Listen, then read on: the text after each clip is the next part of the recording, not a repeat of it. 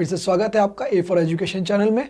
हम लोग कर रहे थे 10th क्लास का चैप्टर 3, इसका नाम है linear equation in two variables यानी कि कोई भी वेरिएबल होता है, एक्स और वाई की फॉर्म में हो सकता है, ए और बी की फॉर्म में हो सकता है, जो भी हमारे नंबर नहीं है, नंबर के अलावा जो चीज़ें होती हैं उनको हम वेरिएबल बोलेंगे। जो नंबर होते हैं वो कांस्टेंट होते हैं, उनकी वैल्यू फिक्स होती है। वेरिएबल का मतलब ये है कि वो उनकी वैल्यू वेरी करेगी। ठीक है, चलिए करते हैं क्वेश्चन नंबर 3। इसका क्वेश्चन में देखो क्या दिया आपको, compare the ratio of A1 A2 B1 B2 C1 C2। Ratio को कंपेयर करना है हमको, ठीक है, और फिर उसको हमारे को फाइंड आउट करना है कि वेदर जो इक्वेशन है कंसिस्टेंट है या इनकंसिस्टेंट है। आई होप आप 3rd क्वेश्चन कर रहे हैं तो आपको 2nd क्वेश्चन करना आता होगा। आपने इससे पहले वीडियो देख लिया होगा, उस वीडियो में चेक कर लीजिए 2nd कैसे गया है, उसको आधार बना के हम 3rd क्वेश्चन को ईजिली कर सकते हैं। हमें फाइंड आउट करना है कंसिस्टेंट और इनकंसिस्टेंट इक्वेशन। तो इसको ढूंढना बहुत ईजी है। जब भी आपका, अब इससे पहले हम डिस्कस कर चुके हैं ना, अगर लाइनें इंटरसेक्टिंग हो सकती हैं या कोइंसिडेंट या पैरेलल, तो आपको ध्यान ये रखना, अगर लाइन इंटरसेक्टिंग है या कोइंसिडेंट है, इट मीन्स जब उसका सॉल्यूशन निकल रहा है, अगर सॉल्यूशन निकल रहा है तो इक्वेशन कंसिस्टेंट होगी। अगर पैरेलल लाइन आएंगी इसमें नो सॉल्यूशन नहीं निकल रहा है तो हमारी लाइनें, हमारी जो इक्वेशन होगी वो इनकंसिस्टेंट हो जाएंगी। बस आपको ध्यान यही रखना है। क्या ध्यान रखना है, दोबारा सुनिए। अगर लाइनें आपकी इंटरसेक्टिंग आई या तो आई कोइंसिडेंट, ठीक है, यानी आपका या तो यूनिक सॉल्यूशन है या मैनी सॉल्यूशन, यानी सॉल्यूशन आ रहा है। अगर सॉल्यूशन आ रहा है तो लाइन है कंसिस्टेंट, अगर सॉल्यूशन नहीं आ रहा है यानी कि पैरेलल लाइन आ रही है तो हमारा हो जाएगा इनकंसिस्टेंट। ठीक है, तो करना आपको बिल्कुल वही है जो आपने इससे पहले क्वेश्चन में किया है, बट लिखने का तरीका बदल जाएगा। निकालना आपको सेम वही है, A1 A2 की वैल्यू B1 B2 की C1 C2 की, उनको कंपेयर करना है जैसे पहले क्वेश्चन में किया। अभी इससे पहले जो 2nd क्वेश्चन किया था उसमें सेम हमने कंपेयर किया है। कंपेयर करके बस लिखने का तरीका बदल जाएगा। उन्होंने ये नहीं पूछा कि इसके सॉल्यूशन कितने निकलेंगे, उन्होंने बस ये पूछा कि भाई कंसिस्टेंट है या इनकंसिस्टेंट है, बट निकालना आपको सेम वही चीज़ है। चलो करते हैं पहला क्वेश्चन, फाइंड आउट करते हैं इनकी रेशोज, निकालते हैं A1 A2 B1 B2 और C1 C2।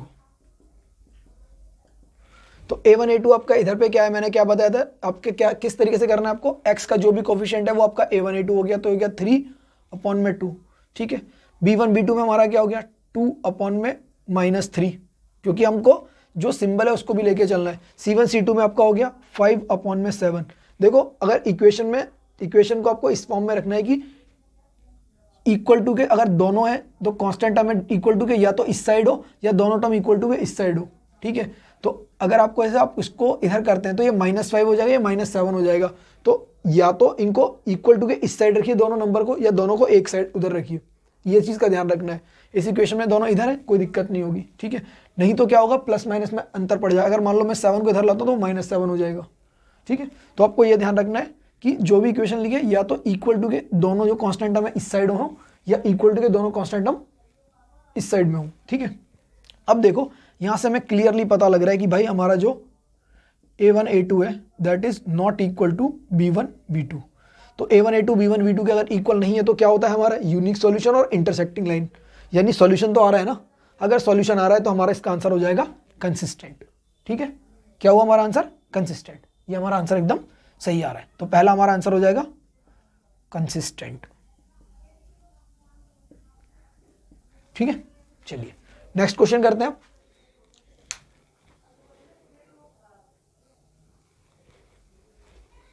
देखिए 2nd क्वेश्चन आपका क्या है, 2nd क्वेश्चन में आपका है 2x - 3y = 8, 4x - 6y = 9। तो इसके भी हम कंपेयर करेंगे, इनकी रेशोज निकालेंगे। ये हमारा कितना आ गया 2x का कोफिशिएंट A1 हमारा आ गया वैल्यू 2, यहाँ से A2 की वैल्यू आ गई 4। काट सकते हैं, काटिए, 2 × 2 2 दूनी 4, तो ये हो गया 1/2। B1 B2 हमारा हुआ सिंबल के साथ में लेंगे, अगर माइनस है तो माइनस, प्लस है तो प्लस, तो हो गया -3/6। y की वैल्यू दोनों देखो, यहाँ से हमको दिख रहा है कि ये तो कैंसिल हो रहा है, माइनस से दोनों माइनस, ये भी कट रहा है, 3 × 3 3 दूनी 6, तो ये भी हो गया 1/2। अब निकालेंगे C1/C2, तो C1/C2 है 8/9। ठीक है, तो ये आ गया हमारा C1/C2 8/9। तो देखो क्लियरली नजर आ रहा है A1 A2 और B1 B2 की वैल्यू तो सेम आ रही है। क्या दिख रहा है हमको, A1 A2 जो है वो तो भाई B1 B2 के बराबर है, मगर क्या वो C1 C2 के बराबर है। देखो ये 1/2 है, ये है 8/9, तो ये बराबर नहीं है। यानी ये बराबर नहीं हुआ, ये हुआ C1/C2 के बराबर नहीं हुआ। तो जब बराबर नहीं होता तो क्या आता है हमारा, नो सॉल्यूशन। लाइनें क्या होती हैं, पैरेलल, यानी ये हमारा क्या हो गया, इनकंसिस्टेंट। ये हमारा हो गया इनकंसिस्टेंट।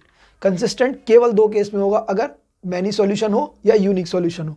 तो ये हमारा हो गया इनकंसिस्टेंट। देखिए क्या किया है, A1 A2 2/4 लिया, B1 B2 -3/6 लिया, C1 C2 8/9 लिया। इसको काट सकते हैं, 1 2 एकम 2 2 दूनी 4 1/2 हो गया। इसमें दोनों माइनस माइनस था तो माइनस से माइनस कैंसिल, फिर 3 एकम 3 3 दूनी 6 तो 1/2 ये भी हो गया, और ये हो गया 8/9। तो हमको दिखा ये दोनों इक्वल और ये इक्वल नहीं है। इट मीन्स हमारा क्या बना, नो सॉल्यूशन, पैरेलल लाइंस, और वो क्या हो गया हमारा, इनकंसिस्टेंट। ठीक है, चलिए अब थर्ड पार्ट लिखते हैं हम लोग। आप नोट कीजिए थर्ड।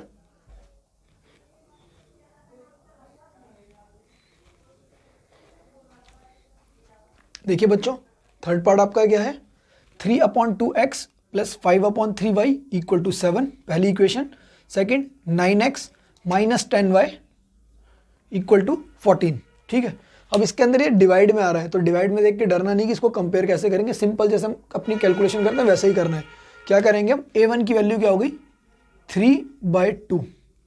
ठीक है, और A2 की वैल्यू क्या थी, देखो ये इसके अपॉन में ही आता है ना, तो इसको 3/2 ही रख लो। और ये क्या था, अपॉन में आता है A2, तो A2 को जो भी A2 वैल्यू इसको यहाँ पे इसको मल्टीप्लाई कर दो 9। ठीक है, B1 हमने लिखा 5/3, जो B2 की वैल्यू थी वहां पे आ गई -10। ठीक है, इसको हमने इसके नीचे रख दिया, ये तो वैल्यू थी, ये नीचे रखना था ना, तो ये तो अपनी जगह पे रखा हमने B2, इसको रख लिया 5/3। ये आ गया आपका C1 C2 7/14। पहले एक बार दोबारा देखते हैं क्या करा हमने। A1 की वैल्यू थी 3/2 में लगा 3/2, और A2 की वैल्यू थी हमारी 9, तो हमने 9 को यहाँ रख लिया, इसकी जगह पे रख दिया सामने इसके। ऐसे ही B1 की वैल्यू थी 5/3 और B2 की वैल्यू थी -10, तो -10 हमने यहाँ पे रख दिया। ठीक है, अब हमने रखा C1 C2 7/14, ये तो क्लियर दिख रहा है। अब जो चीज़ कट रही है उसे काटते हैं, जैसे 3 एकम 3 3 तिया 9, तो ये हो गया 1/2 तिया 6। इसको काटा 5 एकम 5 5 दूनी 10, ये भी हो गया 1/6। मगर यहाँ माइनस था, ये नंबर देखो माइनस में था, ये माइनस का 10 था, तो ये हो गया माइनस, ये हो गया 1/2, तो ये हो गया हमारा 1/2। अब यहाँ हमको दिख रहा है कि ये कुछ भी इक्वल नहीं है, बट पहले से हमको ये चीज़ मिल गई कि हमको इतना पता लग रहा है कि A1/A2 not equal to B1/B2।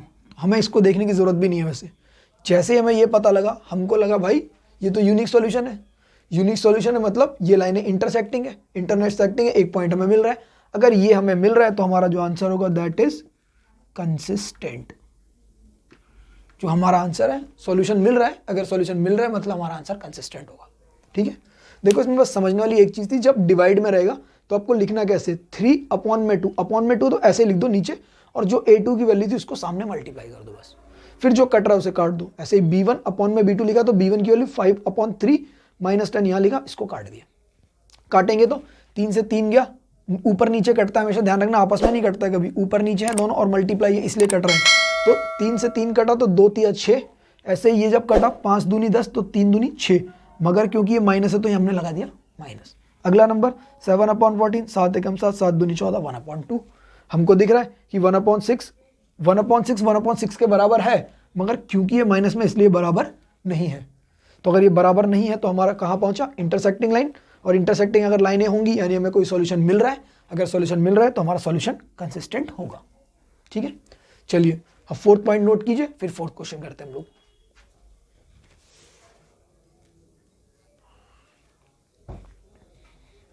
चलिए बच्चों, फोर्थ क्वेश्चन करते हैं हम लोग। आपने नोट कर ही लिया होगा। देखो फोर्थ में क्या है, क्वेश्चन कह दिया आपको 5x - 3y = 10 -10x + 6y = -22। देखो यहाँ पे भी इक्वल टू के दोनों एक साइड में है। ये चीज़ मैंने पहले क्वेश्चन बताई थी, बस उतना ही ध्यान रखना है। आपको क्या लिखना है, पहले हम कोफिशिएंट्स लिखते हैं इनके। A1 A2 क्या हो गया हमारा यहाँ 5, ये हो गया माइनस का 10। देखो ये 5 माइनस का, माइनस में है तो माइनस में ही लिखना। ठीक है, ये क्या हो गया आपका -3/6। ठीक है, ये -3 और ये प्लस का 6। यहाँ पे क्या हुआ 11/-22।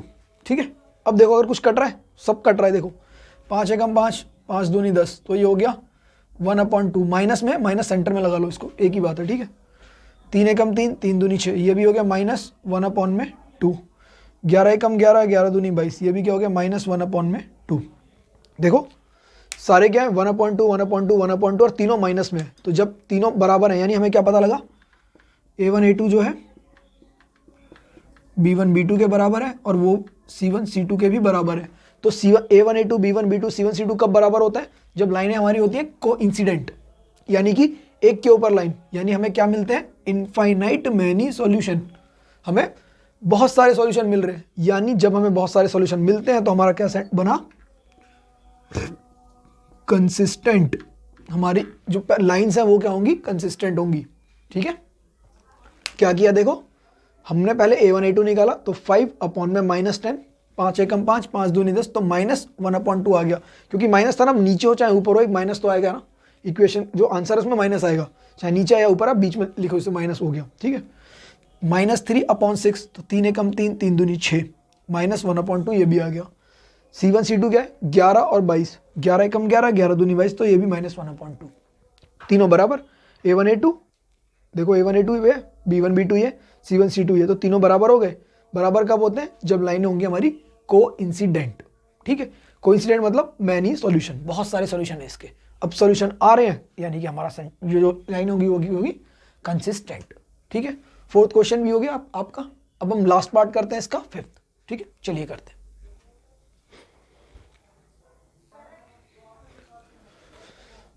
चलिए फिफ्थ पार्ट करते हैं इसका, जो इस क्वेश्चन का लास्ट पार्ट है। इसमें हमारे को इक्वेशन क्या दे रखी है, 4/3x + 2y = 8। सेकेंड इक्वेशन है 2x + 3y = 12। अभी हमने थर्ड क्वेश्चन ऐसे ही किया, इसमें हमारे पे अपॉन में क्वेश्चन था, उसको कैसे बताया था मैंने आपको, A1 A2 की वैल्यू कैसे निकालेंगे हम। A1 क्या है 4/3 और जो A2 था 2, उसको यहाँ पे हम मल्टीप्लाई कर देंगे नीचे, क्योंकि नीचे की वैल्यू है ना, तो नीचे आके मल्टीप्लाई हो गया। ठीक है, B1 B2 हमारा क्या हुआ 2/3, ये 2 ये 3। C1 C2 8/12, ये 8/12। ठीक है, अब कुछ कट रहा है तो काटो, पहले इधर देखते हैं, 2 एकम 2, 2 दूनी 4, तो ये हो गया 2/3, ये ऊपर 2, 3 1 जा 3, ये तो ऑलरेडी 2/3 लिखा है, इसको लिखना है तो लिख लो आप 2/3। ये देखो दोनों किसके टेबल में आ रहे हैं, 4 के टेबल में, 4 दूनी 8, 4 3 12, तो ये भी हो गया 2/3। सेम जैसा पिछला क्वेश्चन अभी निकला था, क्या रिलेशन निकला हमारा, देखो ये भी 2/3, ये भी 2/3, ये भी 2/3, कहाँ पर है, ये रहा, यानी कि A1 A2 किसके बराबर है, B1 B2 के, और वो बराबर है C1 C2 के। तीनों बराबर है ना, A1 A2 = B1 B2 = C1 C2, यानी हमारी जो लाइनें होंगी वो क्या हो गई, कोइंसिडेंट लाइंस। जब कोइंसिडेंट लाइन होती है तो सॉल्यूशन मैनी सॉल्यूशन, तो जब मैनी सॉल्यूशन है यानी कि लाइन हमारी कंसिस्टेंट हो जाएंगी। ठीक है, लाइनें क्या हो गई हमारी, कंसिस्टेंट। ठीक है, दोबारा देखिए क्या, अगर हमने 4/3 था A1 तो हमने 4/3 लिखा, और जो A2 था उसको मल्टीप्लाई किया, B1 B2 हमारा 2/3, C1 C2 8/12। जो कट रहा था काटेंगे, ऐसे 2 से काटा, 2 एकम 2, 2 दूनी 4, कटेगा कब, जब ऊपर नीचे, यहाँ पे ऊपर नीचे तो कटेगा। ठीक है, तो ये हो गया 2/3, ये भी 4 दूनी 8, 4 3 12, ये तो ऑलरेडी 2/3 था। तो जब सबका आंसर 2/3 है तो हमारे क्या हो गए, कंसिस्टेंट, क्योंकि हमारी जो रेशियो है A1 A2 B1 B2 C1 C2 जब भी हमारी बराबर होती है तो हमारा आंसर आएगा कंसिस्टेंट। देखो आई होप आपने क्वेश्चन अच्छे से कर लिया होगा, आपको समझ भी आ गया होगा। देखो खाली उतारते जाने से काम नहीं होगा, कॉपी करने के लिए तो आपको सॉल्यूशन और जगह मिल जाएंगे, आपको बने रहना है और समझना है क्वेश्चन करा कैसे। पेपर में क्वेश्चन वही होगा जो समझ में आएगा, वो नहीं होगा जो आपने देख के करा होगा, तो इसलिए करना ज़रूरी है क्वेश्चन को सही से। अब आपको ध्यान इसमें क्या रखना था, केवल 2 चीज़ें ध्यान रखनी है। अगर तो वो इंटरसेक्टिंग और कोइंसिडेंट है, यानी जहाँ सॉल्यूशन निकल रहा है तो वो हो गया कंसिस्टेंट, जहाँ सॉल्यूशन नहीं निकल रहा है वो हो गया इनकंसिस्टेंट। उसके लिए आपको याद क्या करना है, आपको रिलेशन याद रखना है। दूसरी चीज़ कि ये रिलेशन क्या होंगे, A1 A2 अगर B1 B2 के बराबर नहीं है तो इंटरसेक्टिंग होगी, कोई एक सॉल्यूशन निकलेगा। अगर सारे रिलेशन बराबर आ रहे हैं A1 A2 B1 B2 C1 C2 तो कोइंसिडेंट लाइन होगी और बहुत सारे सॉल्यूशन निकलेंगे। अगर हमारे पैरेलल लाइन होंगी इसमें कि सॉल्यूशन कुछ भी नहीं निकलेगा, A1 A2 B1 B2 C1 C2 के बराबर नहीं होगा, तो वो हमारी क्या होंगे, नो सॉल्यूशन निकलेगा, क्योंकि लाइनें पैरेलल होंगी, एक दूसरे को नहीं काटेंगी। ठीक है, मैं उम्मीद करता हूँ आपको चीज़ें समझ में आई होंगी, और आपको प्रैक्टिस करने के ऊपर बात है, आप प्रैक्टिस कर जितना अच्छा करेंगे आपको उतना अच्छे समझ में आएगा। हम फिर मिलेंगे नेक्स्ट लेक्चर के अंदर, तब तक के लिए A फॉर एजुकेशन में आने के लिए आप सभी लोगों का बहुत बहुत धन्यवाद। चलिए फिर मिलते हैं।